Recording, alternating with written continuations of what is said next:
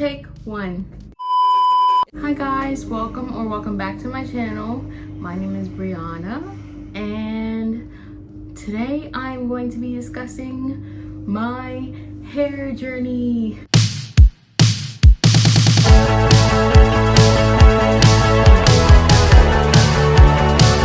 Sorry for the noise in the background. My dad is cutting the grass. So, I guess we can start off with like the beginning. So when I was a child, I'd like to say like a baby. I don't even know if y'all can hear me. Like, okay. So when I was a baby, like my head was like full of hair. Like it was just hair out of the galore. I did, however, like growing up, when I was like a toddler and stuff, I would get perms. Like, you know, those like just for me boxes, like those type of boxes perms. Yeah, I used to use those. And then around when I turned like 10 or 7, I mean, not 7, around when I turned like 10 or so, I stopped using them. But I did, like, from like, I want to say 8 to like 9 or 10 or 11, maybe even farther than that. But I always wore buns, like buns constantly. And to be fair, that probably receded my hairline. But you know, what can you do about it now? It's in the past. But I always wore buns. Like, I couldn't escape them. I didn't do my own hair, by the way. My mom did my hair. So, wearing buns is like a ritual for me. I always wore buns. Buns. When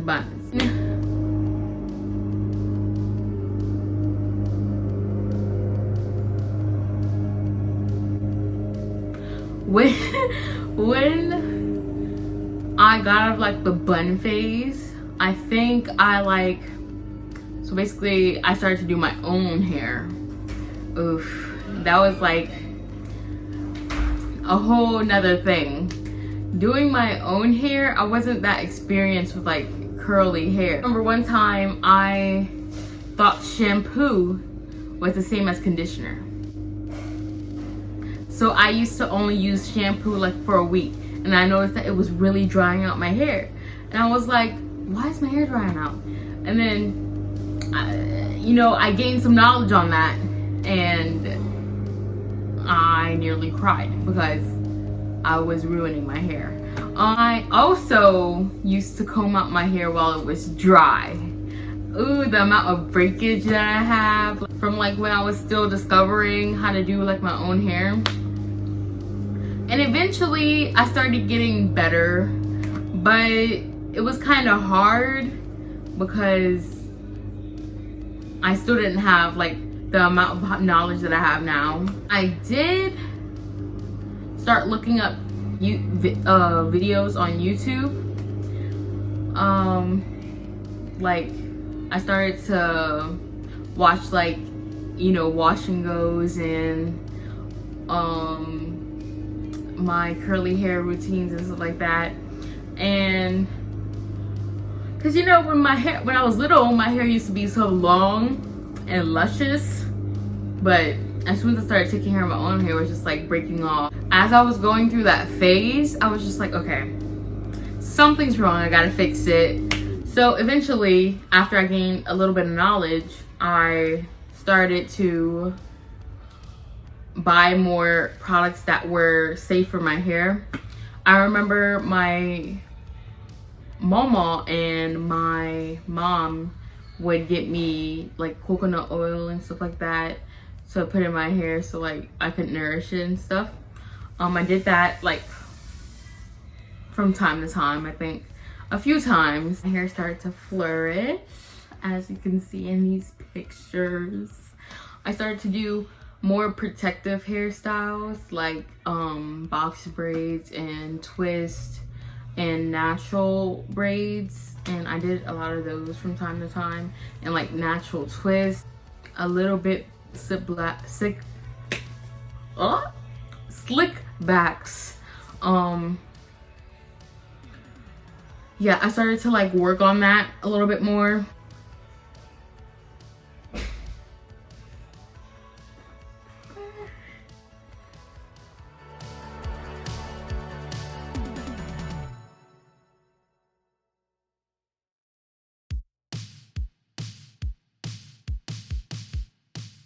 Now we're moving on to preventions and how I went from good to bad to good. Her first prevention is I would do a lot of researching on like your hair type and the things that you might need for your hair, like if it's low porosity, high porosity, medium porosity.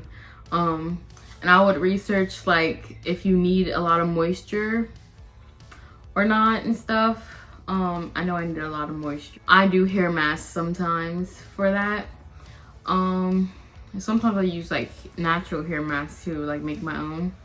And sometimes I used aloe vera. Sometimes I would use, I would do the rice water treatment. Those were okay. Those were okay. The rice water treatments, beware though, because sometimes it can stink and it's hard to get that smell out of your hair. You would have to do like a few washes, maybe one or two though, I don't know. After one though, it's still lingering there, so I would do like 2 or 3 just to be sure. But I know that sure you do your own research on like your hair and what you need for your hair type and stuff will really help like with your hair journey. A second preventative would be, and I know like this seems like, girl, that won't work, what are you talking about, is stress. Stress, you need to like reduce it. Reduce your stress, because the more and more you stress, the more and more your hair falls out. During that time in my life, it was hard. I was going through it. I was surrounded by people who weren't really the best for me.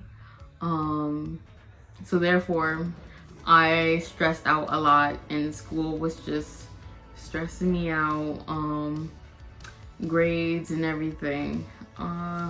So you have to like get rid of that. It's good for your energy too, but I'm serious, like you have to get rid of the people or the things that might be stressing you out. And I get that like might be a tedious process and you're like, oh, I can't do that, but trust me, as soon as I got away from that environment and started to, you know, take care of my hair and myself better, my hair started growing. It started growing and growing and growing. I would say whenever I straighten my hair now, it's to like the top of my butt. So yeah, it went from like here to like top of my butt. But you have to get rid of the stress. Like that's like a big thing that happened to me that I need to get rid of and kick it out the door. She needed to leave. And as you're like on that journey, it's like you notice and you're like, oh my gosh, like, and like protective styles do help. I don't care what anybody says, but it does help. You have to make sure that it's not too tight because your hair follicles can come out. But like just tight enough. But protective styles, they will help. I promise you. Like braids, box braids, cornrowing your hair and just like putting it back, leaving it alone, low maintenance. Like some days you just have to like wash and condition and leave it alone. Just leave it alone. Let it do its thing. Put it back, something. Just leave it alone. Those type of hairstyles are like the best to do because it gives your hair like a break from all like the what you call it, like kicking on products and stuff, and detoxing your scalp too. Detoxing your scalp will help a lot. Like I have this yellow bottle, and I'm gonna put a picture up, but I have this yellow bottle that you put into like your scalp, and you let it sit there, and it's like you rinse it out, and it's like mint, bruh, and it's just so good for your scalp and stuff, because stimulating your scalp can help with hair growth a lot. And doing stuff like that, like sometimes from time to time you have to take your time out of your day to like take care of your hair more and stuff. It really does help though. I think, like from experience, the whole hair process thing can be long, but once you get in the hang of it and like in the groove, you just start, it's like a natural routine. I will say it all depends on your hair type. Like for me, most of this stuff worked. Like it helped a lot. Like as you can see from the pictures, it helped me. It helped my hair type, and you know what I needed for my hair specifically. And you might need certain things for your hair too. So it's like you have to try out things and keep trying out things till you get it right. Like that's what happened with me. Like I needed to keep trying things so I could get it right. Just remember that, you know, this is a long process, a long and tedious process that it took. It took about like 4 years, I think. 5 to 4 years, and you will have your ups and downs, but it's worth it. It's worth it for your hair's health. I would rather health over length. So yeah, a lot of trims and cuts. But yeah, if you enjoyed this video, make sure to like and subscribe and turn on the post notifications, and I'll see you again next time. Bye.